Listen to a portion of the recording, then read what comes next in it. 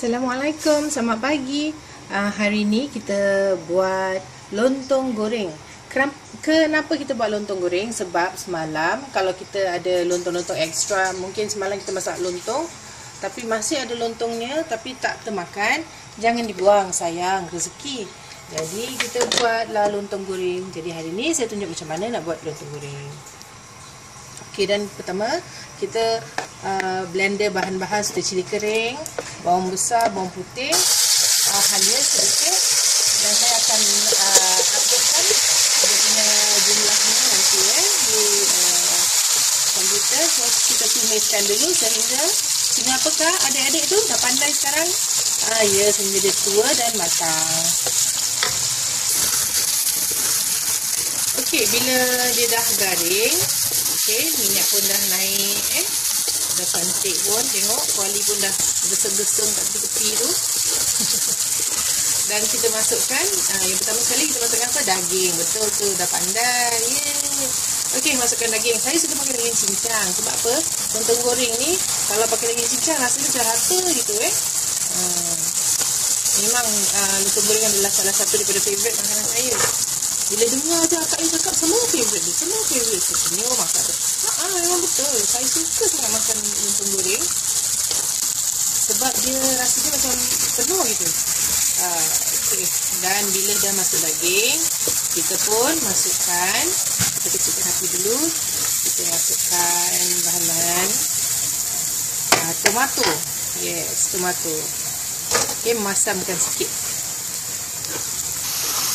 Okay, ingat ya, kakak-kakak, adik-adik, kalau kita masak tomato, apa-apa yang ada tomato harus lama sikit. Sebab apa? Dia pandai. Sebab tomato mengeluarkan air. Dan kalau kita tak masak dengan betul, dia akan cepat basi. Okey, jadi bila dah rata semua dalam 6-7 minit gitu, mungkin lagi 2 minit lebih pun boleh. Dan kita masukkan bahan-bahan yang lain. Crab stick, fish cake, okey. Kita masukkan. Okey, dan kita juga masukkan tomato sauce.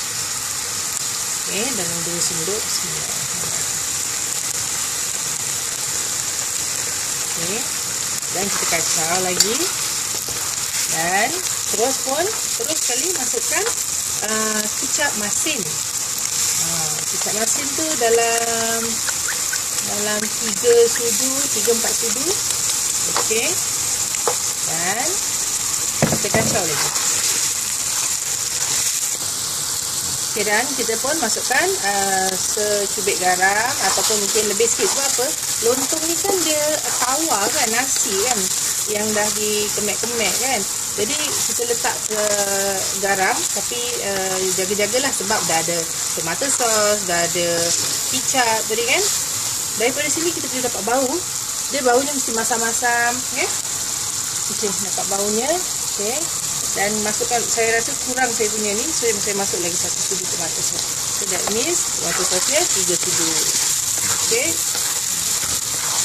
3 sendok, sudu tu kecil. Sendok yang macam mana? Allah, sendok pun nak tengok. Ya Allah. Ni sendok macam ni. Nampak ni.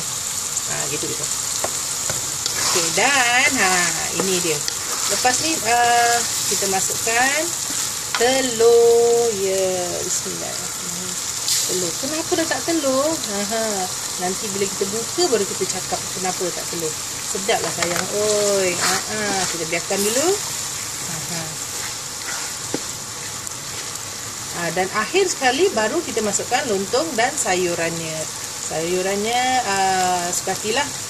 Akak letak kubis jadi siapa yang nak letak sawi pun boleh. Lagi tadi kita letak tomato kan. Ni sedap ni. Subhanallah. Tergugat iman.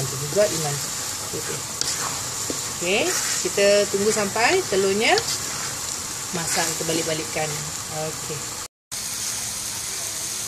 Okey, bila dah semua dah rata. Okey, ni adalah yang terakhir sekali. Kita masukkan lontongnya. Bismillahirrahmanirrahim. Okey. Sayang kan daripada kita nak buang masak lontong semalam yang tak habis tu, baik kita buat lontong goreng. Jangan kita membazir makanan. Okey, dan kita tuangkan sekali sayurnya sekali. Jadi senang. nak balik-balikkan dah tak payah 2 kali.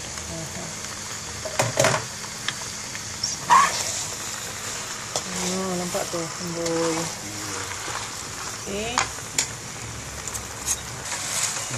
Okey, kita pun ratakan. Dah siap lontong goreng kita. Mungkin pada tips saya satu, mungkin pada ibu-ibu kalau siang tu bangun pagi tu dah lepas solat, kita tidur sebentar kan. Jadi bila bangun tu masih banyak energi, mungkin kita boleh tumiskan rempah-rempah kita. Sebenarnya itulah yang saya lakukan. Saya tumiskan barang-barangnya, rempah-rempahnya semua dulu. Lepas tu saya pergi kerja, masak bubur semua, balik tinggal masukkan sayur dan masukkan lontong apa yang saya buat sekarang. Jadi tadi siang saya dah tumiskan rempahnya. Inilah hasilnya. Jadi buat petang-petang kita tak penat nak tumis-tumis. Okey, bila dah kalau rasa macam alamak kurang macam basahnya, okey, kita pakai masak lah jadi senang. Pakai masak, tak mau habiskan satu cawan, letakkan tepi-tepi sikit. Tak payah banyak-banyak, sikit-sikit je. Jadi kita basahkan sikit lontong goreng tu. Ada orang suka macam basah-basah kan. Tak mau letak minyak lah. Memang saya tahu kat kedai-kedai kalau jual memang banyak minyak. Tapi kita tak mula banyak minyak. Kita jaga kesihatan. Kan dah cakap jaga kesihatan.